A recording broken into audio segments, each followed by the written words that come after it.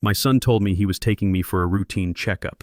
Instead, he drove me to a nursing home in my own car, handed me a bag he and his wife had packed for me, and took my house keys. They left me in a sterile room believing they had taken everything. They thought they had won, but they made one mistake. They left me with my memories, my mind, and a plan. Before I tell you how I turned their world upside down, I want to know where you're listening to my story from. Let me know in the comments below. And please like this video and subscribe to the channel if you believe that respect for our elders is non-negotiable. The silence was the first thing that hit you. Here in the house I built with my own two hands. The silence had gotten louder since Rose passed. It was a Tuesday morning. The Atlanta sun was trying its best to cut through the morning haze, casting long shadows across the kitchen floor. I sat at our little oak table, my hand resting on the back of her empty chair. The wood was still smooth, just like she liked it. For 2 years I had sat like this, drinking my coffee and talking to her as if she were still right there, about to tell me to stop worrying so much. The smell of sawdust and old memories clung to the air in this house, a perfume only I could appreciate. Then the phone rang, its shrill sound slicing through the peace. It was my son Jamal. His voice was different these days. It had a certain polish to it, a smooth corporate tone that didn't sound like the boy I'd taught how to ride a bike in the driveway right outside this window. It sounded like his wife Tiffany. "Hey Dad, just checking in. You doing okay?" The question was a formality, a box to be ticked. I told him I was fine, that the azaleas were about to bloom. I tried to talk about things that mattered, things with roots, but he was always in a hurry. He pivoted the way a salesman does when he's about to make his pitch. "So Dad, Tiffany and I were talking. We're a little worried about you in that big house. All those stairs. It's a lot for one person to handle." I gripped the phone tighter. It wasn't the first time he'd said this. The words were always coded in concern, but they felt sharp underneath. "I'm fine, Jamal. I've been managing these stairs for 40 years. He sighed, a sound of practiced patience. "I know, Dad, I know. But things are different now. We just think maybe it's time to consider some other options. For your safety." Options. That was her word. Tiffany's word. It was a sterile, impersonal word for uprooting a man's entire life, for erasing his history. I could almost hear her whispering in the background, coaching him. I thought about the back porch I added myself, the one where Rose and I would sit and watch the fireflies on summer nights. I thought about the pencil marks on the door frame in the hallway, tracking Jamal's height from a little boy to a man who now stood taller than me but somehow seemed smaller. This house wasn't just wood and nails. It was a living thing filled with the echoes of our laughter, our arguments, our lives. It was the last piece of Rose I had left. "There are no other options, son. This is my home." The line went quiet for a moment. I knew he was looking to his wife for the next line. "Look, Dad," he finally said, his voice strained. "Tiffany and I are going to come over this weekend. We can talk about it properly then. We just want what's best for you." He hung up before I could say anything else. I sat there, the dial tone buzzing in my ear. A cold feeling washed over me, a feeling that had nothing to do with the morning chill. A conversation wasn't what they wanted. They wanted a surrender. And they were coming to get it. That Saturday, their car, a sleek white SUV that looked completely out of place in my humble driveway, pulled up right on time. Jamal got out first, looking uncomfortable in a pressed polo shirt. Tiffany followed, gliding out of the passenger seat like she was stepping onto a red carpet. She wore a bright sundress and sunglasses so big they hid half her face. She was holding a large, glossy folder. My stomach tightened. I knew that folder meant business. I opened the door before they could knock. "Come on in," I said, my voice steadier than I felt. Tiffany entered with a wide, bright smile that didn't reach her eyes. "Elijah, the place looks charming," she said, her eyes scanning everything. She wasn't looking at our family photos on the mantelpiece or the hand-carved rocking chair in the corner. She was assessing, calculating. Her compliments felt like appraisals. "Such good bones, and this neighborhood is really becoming desirable." Jamal lingered by the doorway, avoiding my gaze, fiddling with his phone. He was a guest in the house he grew up in. Tiffany walked through the living room, running her hand along the back of the sofa. With a few updates, the resale value on this property would be incredible. The potential is just... wow. I didn't say anything. I just watched her, this stranger who had my son's heart and was now coming for my home. She finally settled on the sofa, patting the cushion next to her for Jamal to sit. He did like an obedient child. She opened the glossy folder. It was filled with brochures, pictures of pristine buildings with perfectly green lawns and smiling silver-haired residents. Golden Years Living, Serenity Meadows Retirement Community, Oakwood Gardens. Each page was a sterile cookie-cutter version of a life I didn't want. We did some research, Tiffany said, her voice bright and cheerful. These places are amazing. They have activities, nursing staff, on-site prepared meals. You wouldn't have to worry about a thing, Dad. Jamal nodded along, finally looking at me. It would give us peace of mind, Dad, knowing you're safe and being looked after. The anger that had been simmering inside me began to boil.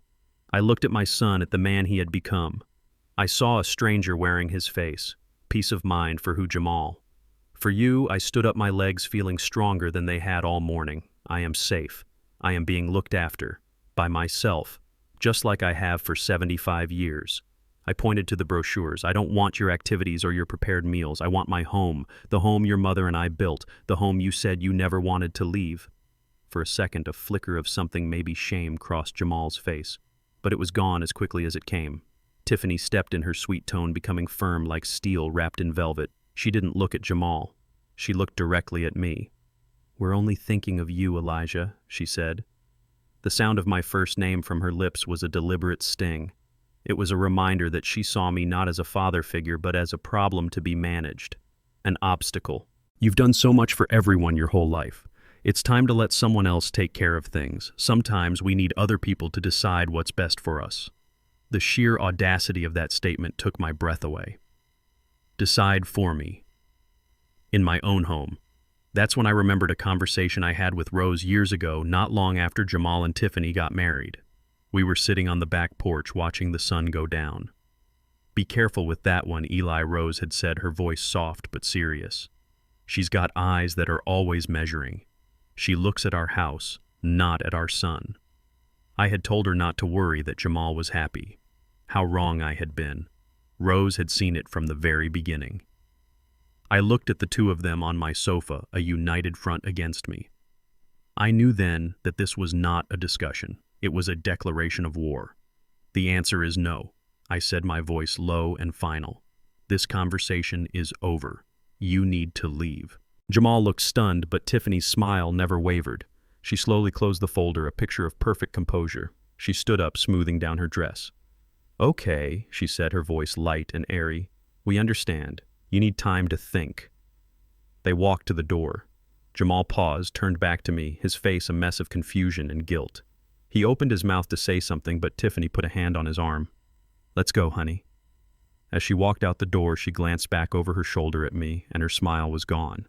In its place was a look of cold, calculating resolve. That's all right, she said, her voice barely a whisper, but it carried across the room like a gunshot. There are other ways. Then they were gone. I stood there in the deafening silence of my home, the brochures still sitting on the coffee table like a threat. I knew this wasn't the end. This was just the beginning. And I had a feeling their other ways would be far worse than a few glossy pamphlets. The days that followed their visit were heavy with a silence that felt different. It wasn't the quiet peace of solitude anymore. It was the tense waiting silence of a battlefield before the first shot is fired. I busied myself in my workshop, the familiar scent of cedar and pine a small comfort.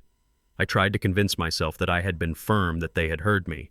I tried to believe my son would not betray the memory of his mother. I was a fool. On Wednesday, the phone rang. It was Jamal, and his voice was thick with an apology I wanted so desperately to believe. Dad, I am so sorry, he began. Tiffany and we were completely out of line. We overstepped. It's just... we worry. You know, I listened. My heart caught between caution and a father's hope. I was just trying to show you that we cared, and it came out all wrong, he continued, his tone dripping with sincerity. To make it up to you, I want to take you out. Tiffany found this great new clinic over in Buckhead. Top-of-the-line doctors. I'd feel so much better if we could just get you a full proper checkup. My treat. Please, Dad, let me do this right. The hook was perfectly baited. It wasn't about the house, it was about my health. It was an act of love and olive branch. And because I still saw the little boy in the man, the boy who used to follow me around my workshop holding a toy hammer, I agreed. I chose to believe in the son I had raised, not the man his wife was shaping. That was my second mistake. He picked me up the next morning. Tiffany wasn't with him, which made the entire thing feel more genuine, just a father and son. But the car felt different. My old sedan, the one Rose and I took on road trips, felt like it was holding its breath. Jamal was cheerful, talking about sports, about a promotion at his job, about anything and everything except what mattered. I noticed we weren't heading towards the Emory Medical Campus or any of the hospital districts I knew. We were driving further out into a quieter, more residential area filled with large oak trees and sprawling brick buildings. "This is a strange place for a clinic, son," I said, a knot forming in my gut. "Oh, it's one of those new wellness centers," he said quickly, not looking at me. "Very modern, very private." He turned into a long, winding driveway. At the end of it stood a large, imposing brick building with a sign out front. The sign was carved in elegant script, but the name on it sent a chill down my spine. It didn't say clinic or medical center. It said Oakwood Gardens. It looked less like a place of healing and more like a final stop. My mind started racing. This wasn't right. "Jamal, pull over," I said, my voice low. "What is this place?" He ignored me, pulling right up to the grand entrance. "Come on, Dad. Our appointment is at 10. He got out of the car, his movements stiff and unnatural. He wouldn't look at me. I knew then. I had walked right into the trap. The moment we stepped through the automatic glass doors, the smell hit me. A sterile chemical scent of antiseptic mixed with something else. Something faintly of decay and resignation. The lobby was vast and dimly lit, polished floors reflecting the pale light from high windows. A few elderly people sat slumped in armchairs, their gazes distant and unfocused. A woman in a wheelchair stared blankly at a television that wasn't on. The only sound was the squeak of a janitor's cart somewhere down a long hallway. This wasn't a place of wellness. It was a place of waiting. Waiting for the end. And then I saw Tiffany. She was standing by the reception desk, smiling, holding that same glossy folder from the other day. She waved at us, a bright, triumphant little wave. My blood ran cold. She walked over her heels, clicking on the linoleum. "See, isn't it lovely?" she said, her voice echoing in the oppressive quiet. I turned to my son who had driven me here under a lie. Jamal. The word was a plea, a demand, a cry of a broken heart all at once. "What is this? What have you done?" He flinched, finally looking at me, and in his eyes I saw not malice but the pathetic cowardice of a man who had sold his soul and was ashamed of the price. He couldn't answer. Tiffany answered for him. She stepped up to the receptionist, a young woman with tired eyes, and placed the folder on the counter. Her smile was blinding. "Good morning," she said. "We're here to check in Mr. Monroe."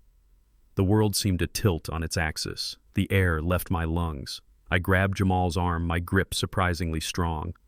"No," I said, my voice trembling with a rage I hadn't felt in decades. "Jamal, you tell her. You tell her we're leaving. Right now." He just stood there, frozen, a statue of a son. Tiffany turned back to me, her smile gone, replaced by a look of condescending pity. She placed a hand on my shoulder, and I shook it off like it was on fire. "Now, Elijah, let's not make a scene," she said, her voice low and sharp. "This is for the best. We've handled everything." She slid the folder across the counter to the receptionist. "The paperwork is all in order." Through the plastic cover, I saw a document, a medical power of attorney, and I saw my own signature at the bottom from years ago after a small surgery. A document I had signed in trust, a tool I had given my son to protect me, now being used as a weapon to imprison me. They had it all planned. Everything. They had a room waiting. A nurse appeared holding a small duffel bag. My duffel bag. I recognized the scuff marks on the leather. They had packed my things. They had gone into my home, through my drawers, and packed a bag for my own exile. That was the final, most intimate betrayal. The nurse tried to lead me down the hall, but I stood my ground. I looked at Jamal one last time. "Your mother," I choked out. "Your mother would be so ashamed of you." For the first time, a tear welled in his eye, but he did nothing. Tiffany stepped between us. She held out her hand. "The keys, Elijah. The house and the car. We'll keep them safe for you." It wasn't a request. I didn't move. Jamal reached into my jacket pocket, his hands shaking, and pulled them out. The keys to my life. He placed them in his wife's waiting palm. She closed her fingers around them, a look of pure victory on her face. They led me to a room at the end of a long, quiet corridor. It was small, painted a pale, lifeless yellow. It had a bed, a small dresser, and a window with a view of a brick wall. The nurse put my bag on the bed. "You can get settled in. Lunch is at noon." Jamal mumbled something about visiting soon, about this being the right thing to do. Tiffany just smiled. "We'll manage everything from here," she said. Then they left. The door clicked shut behind them, the sound of a lock sealing my fate. I stumbled to the window. I was just in time to see them walk out the front entrance. Tiffany was laughing, tossing my car keys in the air and catching them. My car. She got into the driver's seat, Jamal got in the passenger side, and they drove away. They drove away in my car from the prison they had built for me to go live in the home I had built with my wife.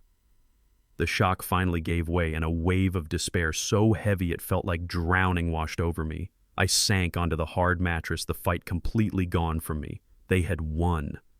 I don't know how long I sat there. An hour, maybe 2. The pale yellow walls seemed to be closing in. This was it. This was how my story was going to end. A proud man, a carpenter, a husband, a father, reduced to a resident in room 2B waiting for lunch. Then I thought of Rose. I thought of her in the final months when the sickness was trying to steal her from us. She never once complained. She never once gave in to despair. I remembered her grabbing my hand one night, her grip weak, but her eyes fierce. "Straighten your back, Eli," she'd whispered.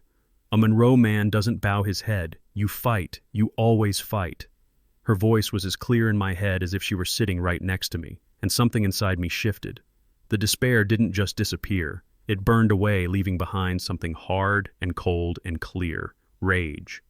But it was a quiet rage, a focused rage. They thought they had buried me, but they had only planted a seed. They had been thorough. They took my keys, my car, my home.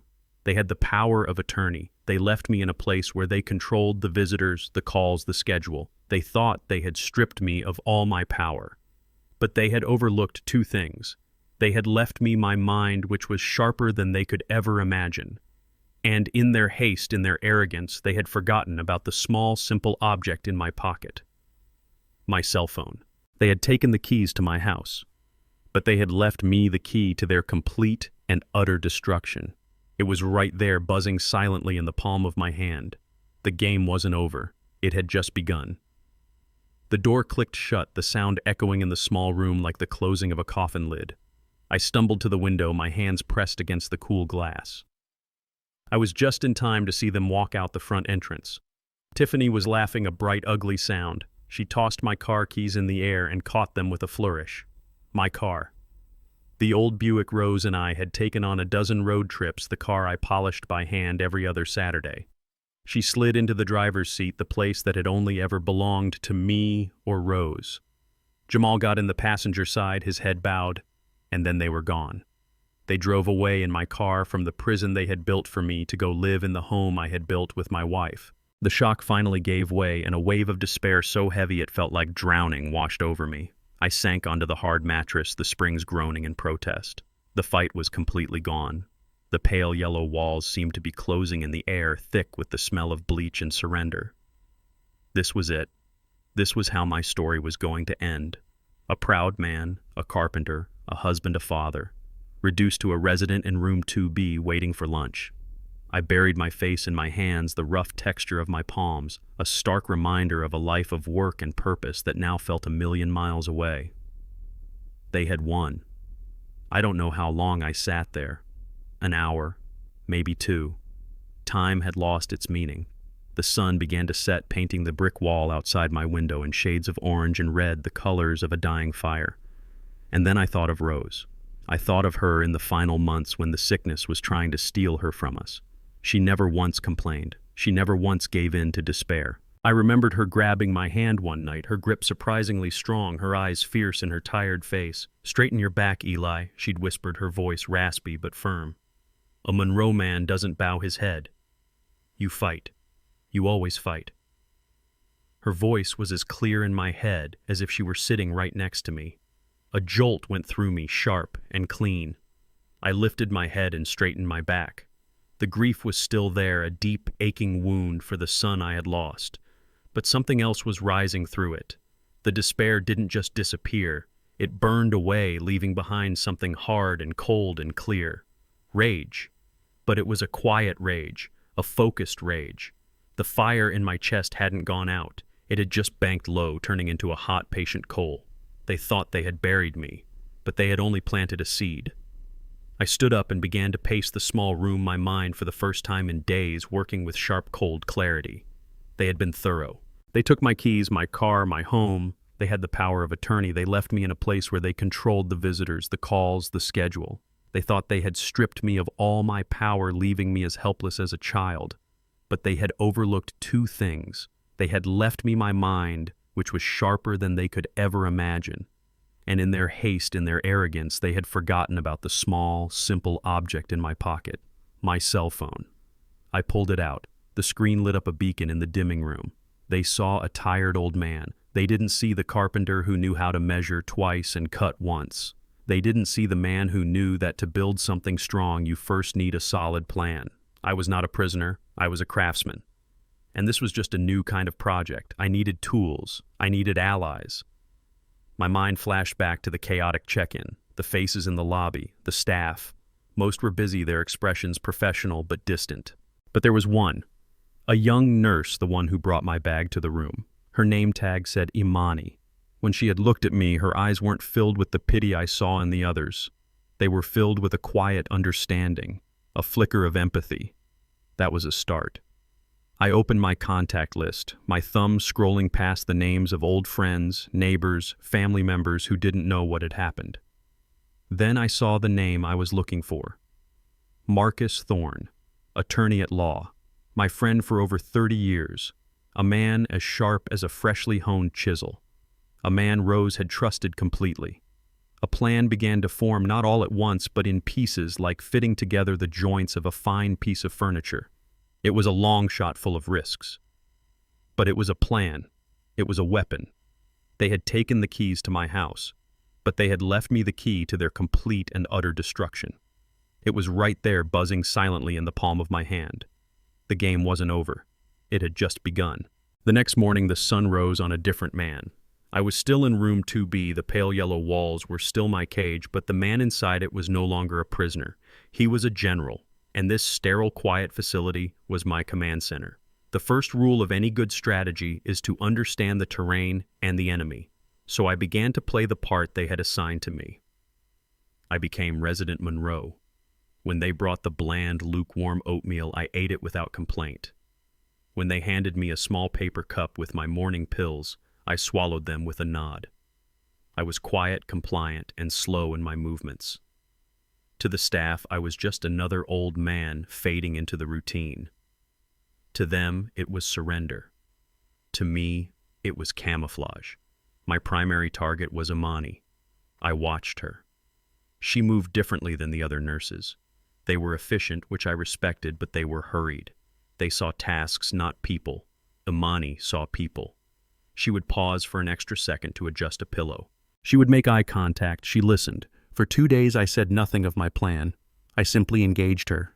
I asked her where she was from. I told her about my workshop, about the smell of fresh-cut cedar. One afternoon, as she was checking my blood pressure, I told her about the rocking chair I'd made for Rose when she was pregnant with Jamal.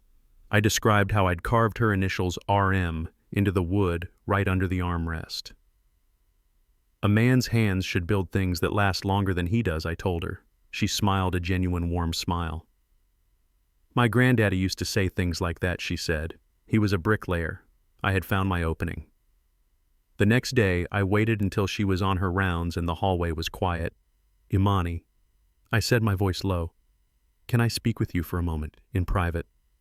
She looked around, then stepped into my room, leaving the door slightly ajar. I didn't waste time. I told her everything. The lie about the checkup, the stolen keys, the power of attorney, the house. I kept my voice even, laying out the facts like I was explaining a blueprint. I saw the understanding dawn in her eyes, followed by a wave of anger on my behalf. That's just awful, Mr. Monroe, she whispered. I knew something wasn't right. That's when I played my card. I need to make a phone call, I said. A private one. To my lawyer. But I can't risk anyone overhearing me. I need 5 minutes. That's all. I just need you to make sure no one comes in. The warmth in her eyes was replaced by conflict. She wrung her hands. Mr. Monroe, I can't. If my supervisor finds out, I could lose my job. I understood. I was asking her to risk her livelihood for a man she barely knew. I looked her straight in the eye. I know what I'm asking, but I am telling you as God is my witness, they are trying to steal my life from me. That house is all I have left of my wife. I can't let them take it. I saw her wrestle with the decision. Her gaze drifted around my small, impersonal room. My own granddaddy, she said softly. He built his house from the ground up just like you. He would have hated a place like this. He would have said it had no soul. She took a deep breath. Okay, she said. 5 minutes.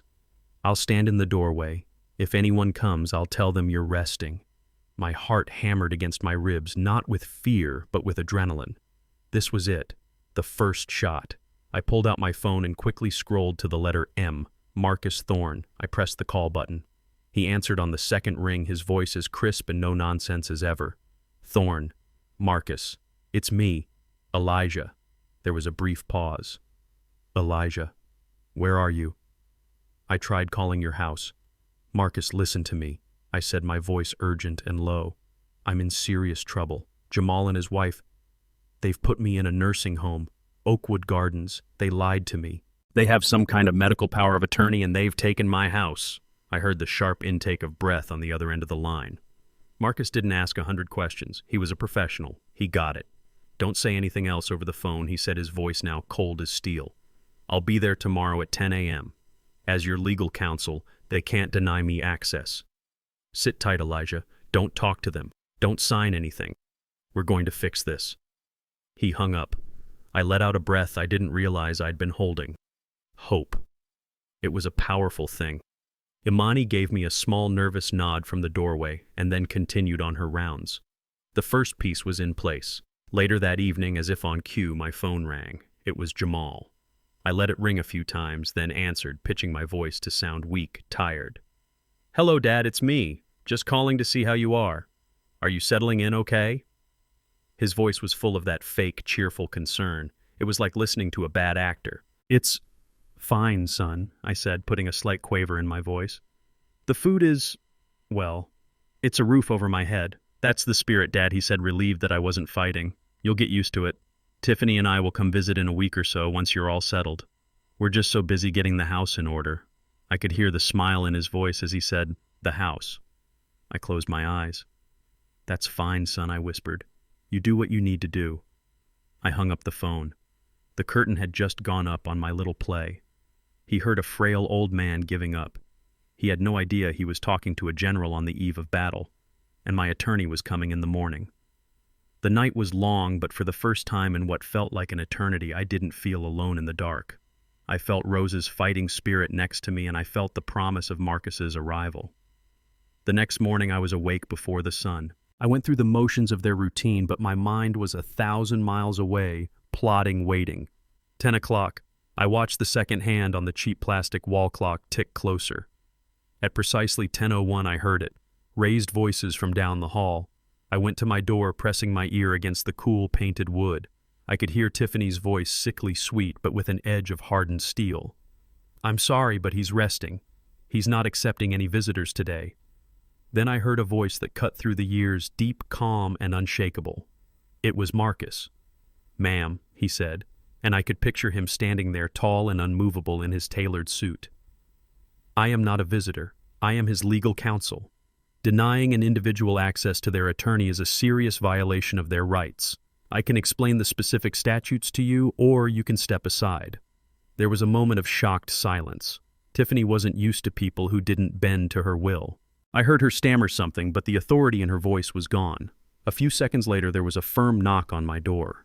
I opened it to see Marcus standing there, his briefcase in hand. His face was a mask of professionalism, but in his eyes I saw the righteous anger of a loyal friend.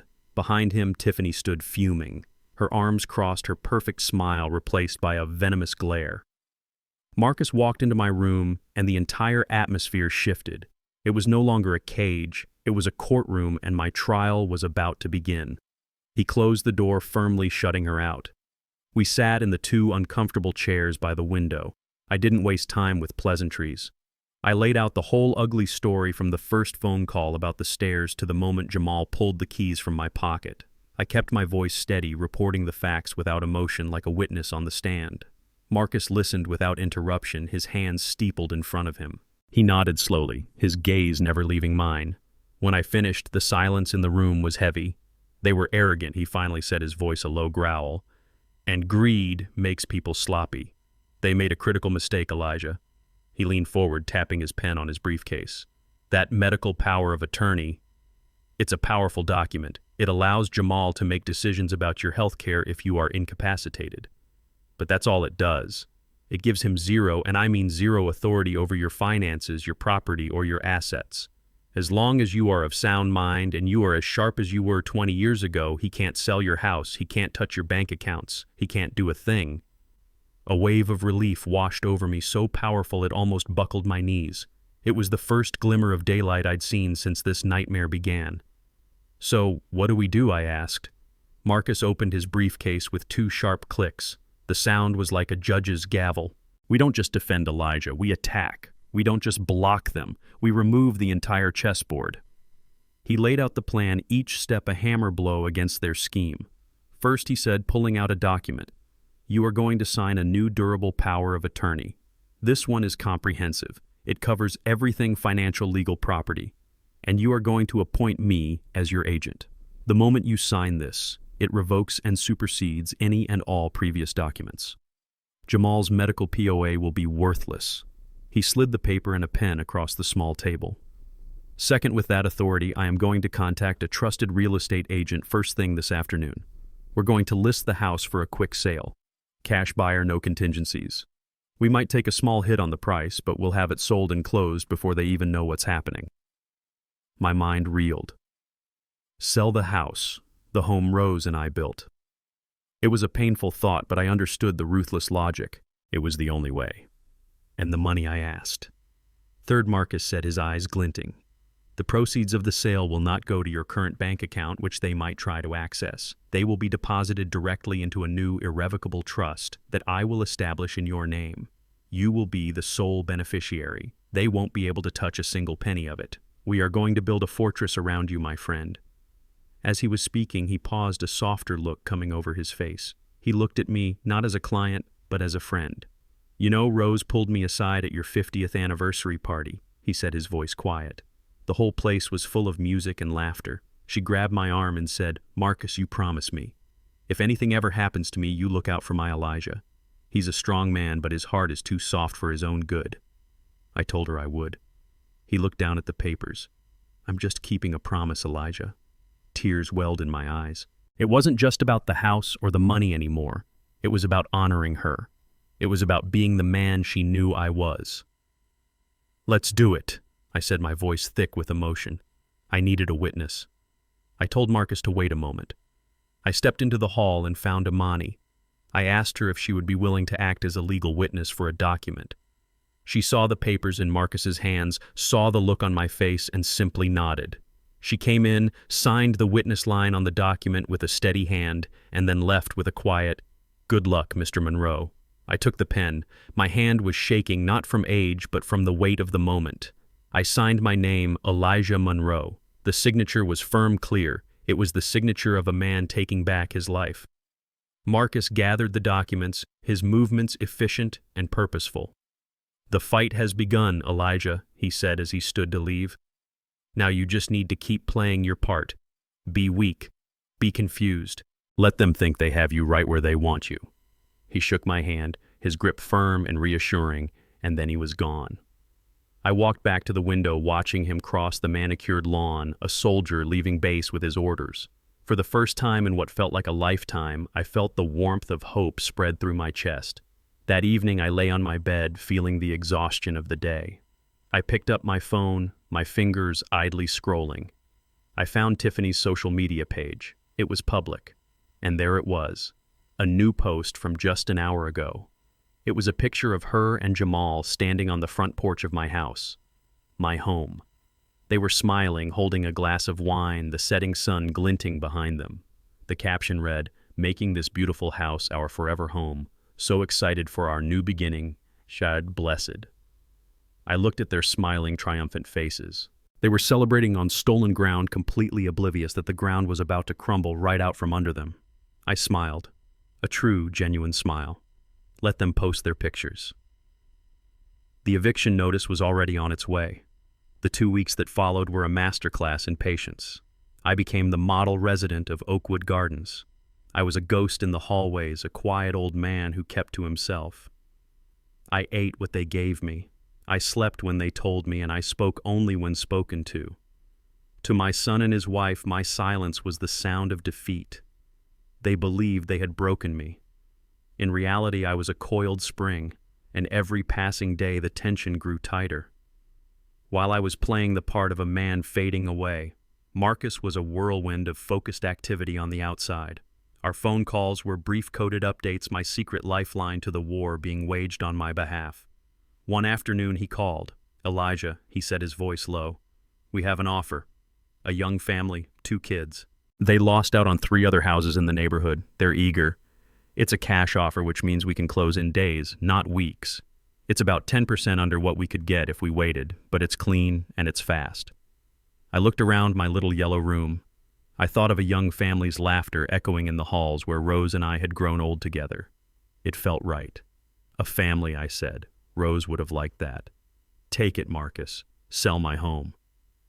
While Marcus was dismantling their future, Jamal called with updates on how he was dismantling my past. He'd call while he was at the house, his voice echoing slightly. "Hey, Dad, we're making great progress here," he'd say, his tone full of false enthusiasm. "We had to get a dumpster for all the old stuff in the attic. You and Mom sure kept a lot of junk." Junk. He called her treasured photo albums junk. Her collection of antique gardening books. The cedar chest I built for her on our first anniversary filled with the linens she had embroidered by hand. A cold, quiet fury settled deep in my bones. But on the phone my voice was a weak whisper. "Oh, okay, son, if you think it's for the best." His relief was palpable. He was so eager to believe his own lies, to believe that I was consenting to the erasure of my own life. He had no idea that every box he threw away was just another nail in his own coffin. He was so busy clearing out the house he didn't notice the inspector and the appraiser who came and went quietly one Tuesday afternoon. He was so proud of the new coat of paint he was putting on the porch he didn't see the real estate agent showing the property to the young family on Thursday morning while he and Tiffany were at work. The final pieces of the plan moved with breathtaking speed. Marcus called on a Friday. "It's done, Elijah. The papers are signed. The house is no longer in your name. The funds have been wired directly into the new trust account. They are secure. We are ready for the final move. Just give me the word." I felt a sense of profound, calm finality. The anchor to my past was gone, but in its place I felt the freedom of a ship that had just cut its lines, ready to sail into a new dawn. All I needed was the perfect moment to strike. Tiffany, in her infinite arrogance, handed it to me on a silver platter. She called that evening, her voice like honey mixed with poison. "Elijah, sweetie," she cooed. "Just wanted to let you know Jamal and I are having a little housewarming party tomorrow night. Just a few friends over to celebrate our new home." I could hear the clinking of glasses in the background. They were already celebrating. "We know you're not really up for socializing," she continued, her condescension dripping from every word. "So you don't need to worry about coming, of course. It would be too much for you. You just rest up and get your strength back." The insult was so profound, so complete, that I almost laughed. She was barring me from my own home, from a party celebrating its theft and framing it as an act of kindness. This was it, the peak of their hubris, the perfect stage for their downfall. I let out a long, weary sigh for her benefit. "Thank you for letting me know, Tiffany," I said, my voice a fragile whisper. "That's very thoughtful of you. I'll just rest here." "We knew you'd understand," she chirped. "Talk to you next week." She hung up. I sat there in the silence of my room, the phone still in my hand, thoughtful of her. The word echoed in my mind. I looked out the window, not at the brick wall, but at the reflection of my own face in the darkening glass. The man looking back at me was not weak. He was not defeated. His eyes were clear, and they were shining with a cold, hard light. The performance was over. It was time for the curtain to rise on the final act. I calmly scrolled through my contacts and pressed the button to call Marcus. He answered immediately. "Marcus," I said, and my voice was no longer the weak whisper of a tired old man. It was strong. It was steady. It was the voice of a man who was about to reclaim his life. "It's time. They're having a party tomorrow night. They'll be there. All their friends will be there." I paused, savoring the moment. Let's give them a housewarming they will never forget. The way Marcus described it to me later, the party was in full swing. The sound of laughter and loud music spilled out onto the lawn of the house. Through the front windows you could see them all. Jamal playing the proud host, a role he had never earned. And Tiffany, the queen of the castle, holding court in the center of the living room, a glass of champagne in her hand. She was telling some story, her friends hanging on every word. They had even taken down Rose's watercolor paintings from the living room wall and replaced them with some cheap abstract art that looked like a paint can had exploded. They were so comfortable in their stolen kingdom, so certain of their victory. They had forgotten the one rule every good carpenter knows: a faulty foundation will always bring the house down. At exactly 8:15 the doorbell rang, a sharp, clear sound that cut through the music. Jamal, smiling, excused himself from a conversation. "Probably the Millers. They're always late," he said with a confident laugh. He swung the door open, his smile ready, a welcome on his lips. But the smile froze on his face. It melted away, replaced by a look of utter confusion. Standing on his front porch were not the Millers. It was Marcus Thorne, dressed in a dark suit, his face calm and unreadable. Next to him stood a young couple, a man and a woman, holding hands, looking nervous but determined. And standing just behind them on either side of the walkway were two uniformed Atlanta police officers. The porch light cast long, somber shadows. It was not a party. It was a reckoning. Marcus Jamal stammered, his voice suddenly small. What the hell are you doing here?" Before Marcus could answer, Tiffany appeared at Jamal's shoulder, her smile still plastered on her face, though it faltered slightly when she saw the police. "Is there a problem here, Mr. Thorne?" she asked, her voice tight. Marcus's gaze was like ice. He looked past her directly at Jamal. "I'm here with my clients," he said, his voice level and clear, carrying over the sudden lull in the party music. He gestured to the young couple. "This is Mr. and Mrs. Smith. They're the new owners of this property." For a moment there was complete silence. Then Tiffany let out a short, sharp laugh. It was a brittle, ugly sound. "New owners? That's ridiculous. You must be confused. This is our house. Now, if you'll excuse us, we have guests." She tried to close the door. Marcus didn't move. He simply held up a hand, and from his inside jacket pocket, he produced a thick sheaf of papers. He held it up for them to see. "There is no confusion, ma'am," he said, his voice devoid of all emotion. "This is a notarized deed of sale filed with the Fulton County Clerk's office this afternoon at 4 p.m. The property was sold by its legal owner, Mr. Elijah Monroe, through his designated and legally appointed power of attorney. This is their house." He paused, letting the words sink in, each one a hammer blow. "Which means you, your husband, and all of your guests are trespassing." The color drained from Tiffany's face. Jamal looked like he had been physically struck, his mouth hanging open, his face a mask of disbelief. The guests inside, who had been watching the scene unfold, fell completely silent. The music was the only thing still making a cheerful sound, a grotesque counterpoint to the horror dawning on their faces. Tiffany found her voice first. It wasn't a voice of reason, it was a shriek. "No, you can't. That's impossible. This is our home. I'll sue you. I'll sue all of you." The younger of the two police officers stepped forward. He was calm, professional, his voice radiating an authority that could not be argued with. "Ma'am," he said, "this appears to be a civil matter that has been legally executed. Our presence here is simply to keep the peace. Right now, the Smiths are the legal owners, and they wish for you to vacate their property. You need to gather your personal belongings and leave. Now." The collapse was total and immediate. It was like watching a dam break. Jamal just stood there shaking his head, mumbling, "No, Dad wouldn't. He wouldn't." Tiffany completely unraveled. She screamed at the police, she screamed at Marcus, she screamed at the Smiths. But it was the screaming of a powerless rage. Her friends, the ones who had been laughing at her stories moments before, began to back away, grabbing their purses and jackets, avoiding her eyes.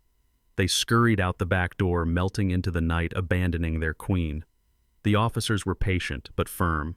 They escorted a weeping, hysterical Tiffany and a completely broken Jamal through the house as they grabbed a few essential items. They walked past the half-eaten food, the abandoned glasses of champagne, the ruins of their victory party. The walk from the living room to the front door was the longest walk of their lives. They were forced to exit the house under the watchful eyes of the police, the new owners and half a dozen neighbors who were now peering out their windows, drawn by the commotion. They stood on the sidewalk, bathed in the cold, unforgiving glow of a streetlight. A moment ago, they were masters of the castle. Now they were homeless. Marcus gave a polite nod to the Smiths, who cautiously stepped over the threshold into their new home. Marcus told me later that his last image of them was of Tiffany, her face streaked with tears and makeup, screaming at Jamal, blaming him while he just stood there, a hollowed-out man staring at the front door of the house that was no longer his. When Marcus called me and told me all of this, I didn't cheer. I didn't feel a rush of vengeful joy. I simply closed my eyes and breathed out a long, slow breath. It was the quiet, deep satisfaction a carpenter feels not when he drives the final nail, but when he steps back and sees that the house he has built is perfectly level, solid, and standing right on its foundation. Order had been restored. The same night they were cast out onto the street, I was packing my own small bag. There was no drama, no shouting. Marcus had arranged everything. I walked out of the front doors of Oakwood Gardens, not as a discarded old man, but as the architect of my own life. I said a quiet goodbye to Imani, thanking her for her courage and her kindness. I didn't tell her what was coming. I wanted it to be a surprise. I stepped into the back of a waiting car, arranged by Marcus, and as we pulled away, I didn't look back. There was nothing left for me there. Marcus told me they stood on that sidewalk for nearly an hour, a pathetic spectacle under the streetlights. Their friends had vanished. The neighbors had retreated behind their curtains. It was just the two of them, their dream turned to ash in a single evening. The anger, he said, came first, directed at everyone but themselves. Then the blame started. Tiffany accused Jamal of being weak, of not handling me properly. Jamal accused her of being greedy, of pushing him into a corner. The foundation of their partnership, built on the shifting sands of what they could get from me, crumbled the moment the treasure was gone. They ended up at a cheap motel, the silence between them more damning than any argument. The next morning, a furious Jamal stormed into the lobby of Oakwood Gardens demanding to see me.